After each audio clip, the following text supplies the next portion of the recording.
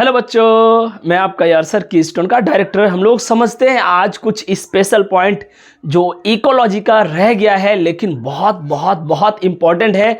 Exam में questions आ ही जाते हैं, तो स्पेशल पॉइंट के तौर से ही सही, लेकिन हमें इसे जानना ज़रूरी है बच्चों। तो चलिए लेक्चर स्टार्ट करते हैं, लेकिन स्टार्ट करने से पहले मेरा काम तो मैं कर ही रहा हूँ, आपका काम आप कीजिए। वीडियो को लाइक कीजिए, चैनल को सब्सक्राइब कीजिए और जहां डाउट हो वहां पर कमेंट कीजिए।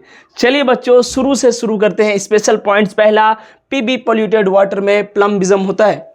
आपको बस इतना ध्यान रखना है, वो वाटर जिसमें ज़्यादा से ज़्यादा लीड पाया जाएगा यानी पीबी पाया जाएगा, वो वाटर से जो होने वाला बीमारी है उसे हम बोलेंगे प्लम्बिज्म। इतना ध्यान नहीं रखना है कि सर इस बीमारी में क्या क्या होगा, इतना हमें ध्यान रखना है, आपको नहीं है। इस बीमारी में बच्चों जो है सोने का प्रॉब्लम होगा, यानी ठीक से स्लीपिंग प्रोसेस में डिस्टर्ब होगा, जिसे हम इंसोम्निया कहते हैं।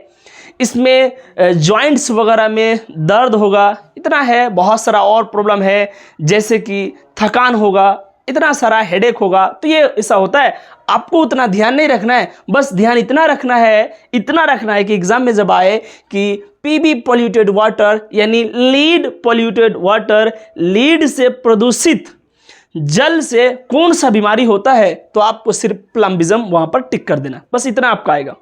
दूसरा पॉइंट इसी से रिलेटेड है, अलार्मिंग कंडीशन। ये शॉर्ट में लिखा है, alarming condition of PB in blood 10 microgram per 100 ml blood. यानी अगर हमारा ब्लड में 10 माइक्रोग्राम पर 100 ml यानी 100 ml ब्लड में अगर 10 माइक्रोग्राम लीड मिलना शुरू हो जाए, यानी सोचिए मेरा किसी ने ब्लड निकाला या फिर चेकअप के लिए, अगर हम 100 ml ब्लड में देख रहे हैं कि उसमें तो भाई 10 माइक्रोग्राम सिर्फ और सिर्फ आपका लीड है, तो समझ जाइए ये अलार्मिंग कंडीशन है, यानी ये कंडीशन बहुत ही खतरनाक है। ये लास्ट स्टेज है, अगर इससे ज़्यादा होगा तो भाई कुछ भी हो सकता है। यानी यही अलार्मिंग कंडीशन है, ये एक प्रकार का अलार्म है। चिंता करना है अगर ऐसा हो रहा है तो, कि 100 ml ब्लड में जो है आपका 10 माइक्रोग्राम सिर्फ क्या है, लीड। तो ये अलार्मिंग कंडीशन है, एग्जाम में आएगा, टिक कर देना बस। Common dust disease, common dust जो हमारे अगल बगल अभी घूम रहे हैं, जिसे हम देख नहीं पा रहे हैं, वो कॉमन डस्ट है। माने हम उसको अलग तरीके से रिकॉग्नाइज नहीं कर पाए कि कौन सा स्पेशल प्रकार का डस्ट है, वो सीमेंट का डस्ट है या कोल का डस्ट है, या फिर कहा जाए वो सिलिकॉन का डस्ट है, वो किसका डस्ट है हमें पता नहीं। लेकिन जो जनरली हमारे आसपास डस्ट है, उन डस्ट से होने वाला कॉमन डिजीज को हम बोलते हैं न्यूमोकोनियोसिस। क्या बोलते हैं बच्चों? न्यूमोकोनियोसिस। अगर स्पेशली आपको पूछा जाए कि कॉटन से रिलेटेड जो डस्ट है, बच्चों जो लोग कॉटन इंडस्ट्री में काम करते हैं, आपको पता है जब कॉटन इंडस्ट्री में काम होगा तो आपको पता है जो कॉटन है वहाँ ढेर सारा छोटा छोटा एयर में कॉटन का पार्टिकल्स घूमते रहेगा। बच्चों घूमेगा कि नहीं घूमेगा यार? कॉटन का जो छोटा छोटा फाइबर्स है वो उस माहौल में घूमेगा, इधर उधर एयर में तैरते रहेगा, और वही हमारा धीरे धीरे अंदर जाएगा, लंग्स को डैमेज करेगा। हम इसको बोलेंगे लंग फाइब्रोसिस या फिर बाइस्नियोसिस। तो आपको ध्यान रखना है, अगर कॉटन से स्पेशली पूछा जाए कि कॉटन का डस्ट से कॉटन इंडस्ट्री में जो लोग रह रहे हैं उन्हें कौन सा बीमारी होने का चांस है, तो आपको बोलना है लंग फाइब्रोसिस। सर इसमें क्या होता है? लंग ही डैमेज होगा यार। एयर के थ्रू जो भी चीज़ हमारे अंदर जाएगा वो ज़्यादातर कहाँ जाने का चांस है? लंग्स में। और लंग्स डैमेज होगा तो हमारा रेस्पिरेटरी सिस्टम खराब हो जाएगा, जिससे सांस लेने में दिक्कत होगा, और फिर ना जाने क्या क्या दिक्कत और प्रॉब्लम इससे जुड़ा हुआ है। वस्कुलर सिस्टम, यानी अगर हम ठीक से ऑक्सीजन नहीं इनहेल कर पाएंगे, फिर वो ऑक्सीजन हमारे लिए कितना नीड है, ऑक्सीजन हर सेल तक पहुँचना जरूरी है। यानी एक प्रॉब्लम से दूसरा, दूसरा से तीसरा, और लास्ट टू लास्ट जीना ही मुश्किल हो जाता है। अगर आपको कभी पूछे कोल डस्ट, यानी जो लोग कोल इंडस्ट्री में काम कर रहे हैं, कोल फैक्ट्री में या फिर कोल माइंस में, जो लोग कोल माइंस में काम कर रहे हैं यानी कोयले का खदान में, उनके जो अगल बगल है, उनके जो एयर्स है वहाँ ज़्यादा से ज़्यादा कोल का पार्टिकल्स इधर उधर रोटेट होते रहता है, घूमते रहता है। किसका पार्टिकल बच्चों? कोल का पार्टिकल्स। अगर वो कंटिन्यूअसली इनहेल करते जाए ऐसे एयर्स को बिना मास्क लगाए हुए, अगर वो धीरे धीरे अंदर बहुत दिन तक जाते रहेगा, ऐसा होगा कि उसका लंग्स बहुत दिन बाद ब्लैक टाइप का हो जाएगा, काला काला हो जाएगा, जिसे हम बोलेंगे एंथ्राकोसिस। क्या बोलेंगे बच्चों? एंथ्राकोसिस, यानी ये कोल डस्ट डिजीज है। अगर मैं बोलूं एस्बेस्टोस डस्ट, एस्बेस्टोस एक प्रकार का मिनरल है जो कि फाइबर टाइप से है, यानी ये भी एयर में घूमते हैं। एस्बेस्टोस ये एक प्रकार का मिनरल है, ये पहले यूज किया जाता था, अभी बहुत ज़्यादा यूज नहीं किया, ये बहुत हार्मफुल होता है। प्लास्टिक का वायर्स वगैरह, इंसुलेटिंग वायर्स वगैरह बनाने में इसका यूज किया जाता था, प्लास्टिक्स में मेनली। तो ये जो है इसका भी डस्ट बनता है, और इसका जो डस्ट है इससे हम बोलेंगे, इससे जो डिजीज बनता है एस्बेस्टोसिस। ध्यान रखना, बस सिर्फ नाम आएगा। अगर सिलिका का डस्ट है, सिलिका जानते हैं, सिलिकॉन, सिलिका, अगर सिलिका का मानिए कोई इंडस्ट्री में, फैक्ट्री में काम कर रहा है जहां पर मेनली जो है सिलिकॉन से रिलेटेड चीज है, तो बच्चों वो भी जब टूटेगा फूटेगा सिलिकॉन, तो उसका भी पार्टिकल्स अगल बगल घूमेगा और वो भी एयर के थ्रू हमारे अंदर चला जाएगा, जिससे होगा सिलिकोसिस। सर इन सब बीमारी से क्या होगा, आपको कॉमन चीज याद रखना है, इन सब बीमारी से हमारा लंग्स डैमेज होगा। क्या डैमेज होगा बच्चों? फेफड़ा, लंग्स। और लंग्स डैमेज होगा तो फिर आगे हम कैसे जिएंगे भाई बिना लंग्स का। अगर आयरन डस्ट, यानी आयरन मिल में, लोहा का मिल में, जहां पर जनरली आयरन का ही कास्टिंग वगैरह किया जाता है, लोहा का कुटाई पिटाई, या फिर मानिए लोहा को ही जहां पर ठीक किया जाता है, या फिर माइंस से जब लोहा को प्यूरिफाई किया जाता है बच्चों, तो वहां पर आयरन का डस्ट इधर उधर घूमते रहता है। तो अगर आयरन डस्ट के कारण, यानी लोहा का पार्टिकल्स के कारण जो बीमारी होता है, उसे हम बोलेंगे सिड्रोसिस। सर कुछ सर मिल रहा है, कॉटन से लंग फाइब्रोसिस मिल रहा है, क्योंकि सर कॉटन में फाइबर होता है, फाइब्रोसिस मिल रहा है। Sir coal dust, anthracosis, sir asbestos ये मिल रहा है, सिलिका से सिलिकोसिस। लेकिन सर आयरन डस्ट का बीमारी को सिड्रोसिस क्या कह दिया गया? सर इससे आयरन का क्या लेना देना, ये नाम और ये नाम नहीं मिल रहा है बच्चों। चलिए वो नाम आपको मैच करवाता हूं, FeCO3, जिसे हम बोलेंगे सिडरेट। क्या बोलते हैं बच्चों? सिडरेट। और इसी से नाम लिया गया है सिड्रोसिस। इतना ध्यान नहीं रखना, बस इतना ध्यान रखना है, आयरन डस्ट से होने वाला बीमारी, जो आयरन का पार्टिकल जब हम इनहेल करते हैं तो जो बीमारी होता है, उस बीमारी को हम कहते हैं सिड्रोसिस। सिंपल बात, सीधी बात, नो बकवास। इतना ही आएगा, इससे ज्यादा नहीं आने वाला है। हाई अमाउंट ऑफ नाइट्रेट, अगर ज्यादा नाइट्रेट यूज करना शुरू कर दे, यानी वाटर में अगर नाइट्रेट ज्यादा हो जाए बच्चों, और वो नाइट्रेट अगर हम रेगुलर पानी पिएंगे और अगर ये नाइट्रेट हमारे अंदर ज्यादा जाते रहेगा, तो होगा ब्लू बेबी डिजीज या फिर साइनोसिस। अब ये ब्लू बेबी डिजीज क्यों बोल दिया? क्योंकि इन केस में अगर हम कंटिन्यूअसली नाइट्रेट को अंदर लेंगे वाटर के थ्रू, तो इससे होगा साइनोसिस। और साइनोसिस में आपका जो नेल्स है, हो सकता है लिप्स, या फिर स्किन, या फिर आईज के अंदर का कलर ब्लूइश टाइप का हो जाएगा। कैसा होगा बच्चों? ब्लू कलर का। इसीलिए इसका नाम दे दिया ब्लू बेबी डिजीज या फिर साइनोसिस। कारण नाइट्रेट, सिंपल, बस यही आएगा आपके एग्जाम में कि हाई अमाउंट ऑफ नाइट्रेट से कौन सा बीमारी होता है, आपको बोलना है ब्लू बेबी डिजीज।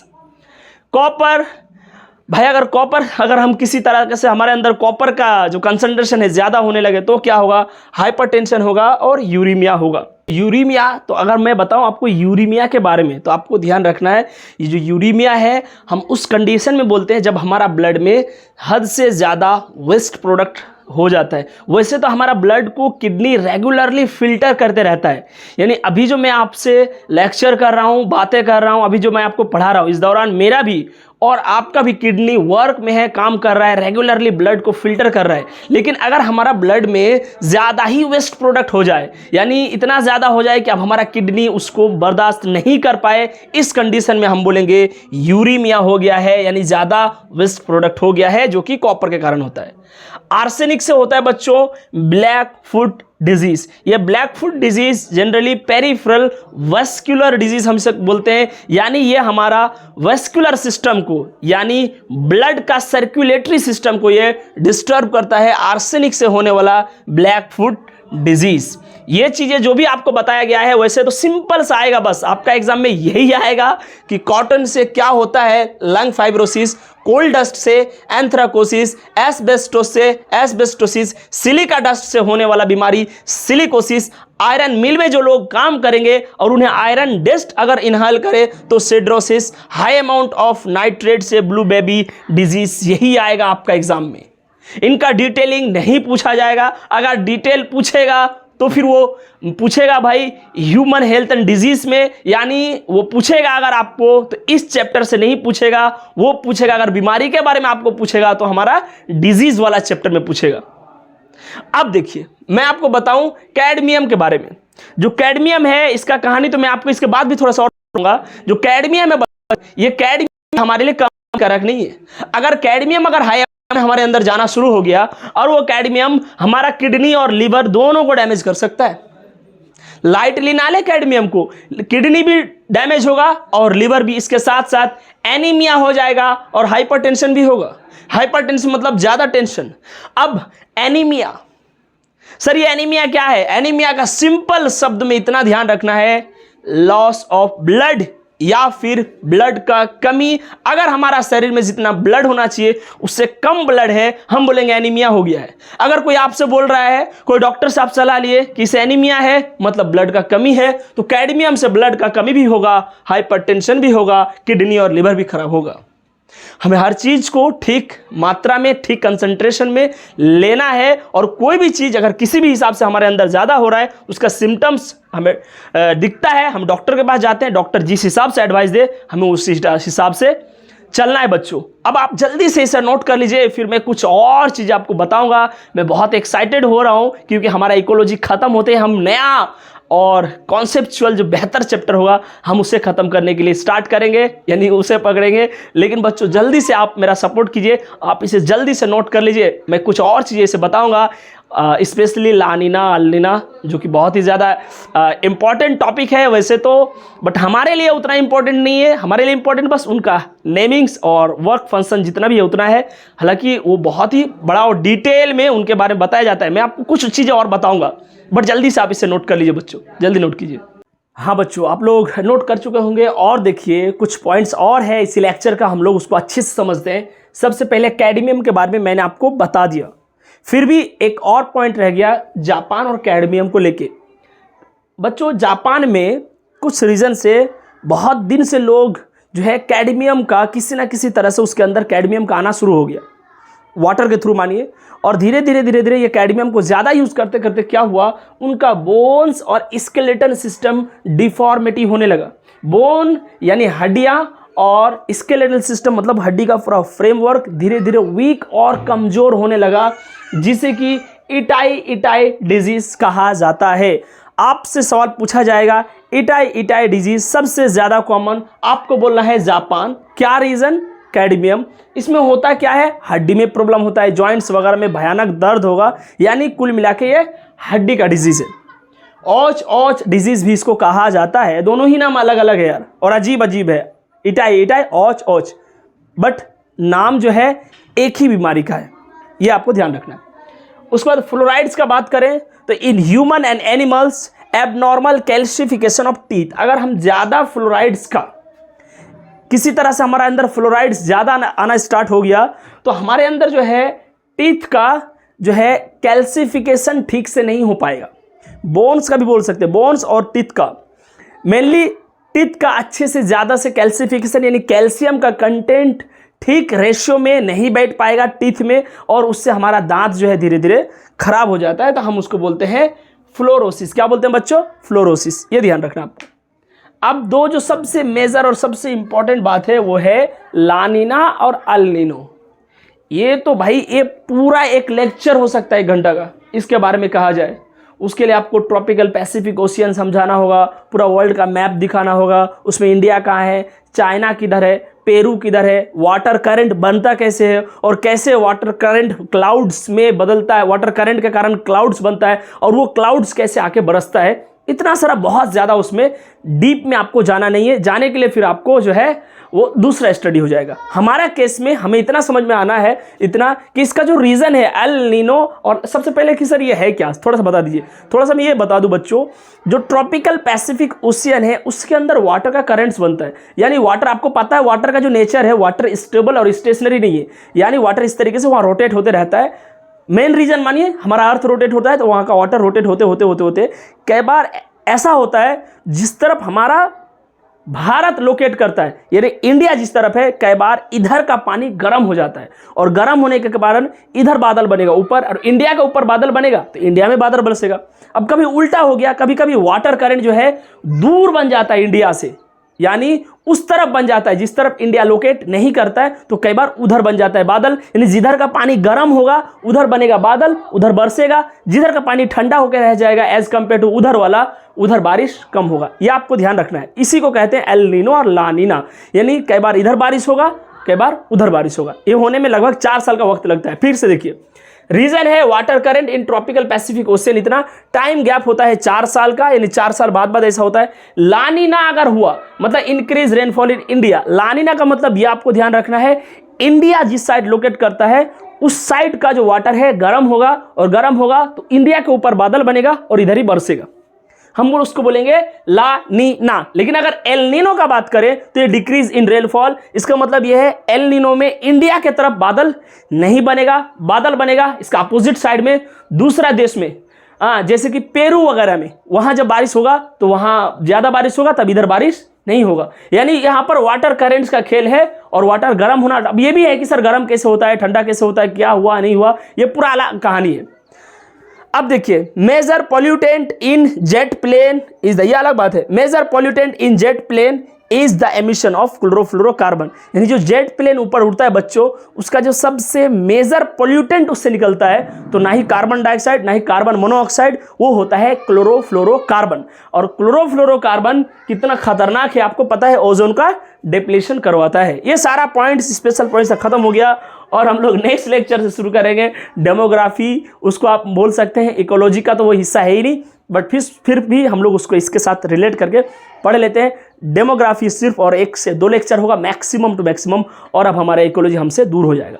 बच्चों यहाँ हमारा इकोलॉजी का इकोलॉजिकल पार्ट पूरा खत्म। अब स्टार्ट होगा डेमोग्राफी। तो एकदम से कोई टेंशन नहीं, जो खत्म हो गया उसको अच्छे से पढ़िए, और जो भी पॉइंट आपको बताया जा रहा है बहुत ज़्यादा है, मोर देन एनफ है आपके एग्जाम के लिए। चिंता नहीं करना है, बस पॉइंट्स को अच्छे से ध्यान रखना है विथ रीजन।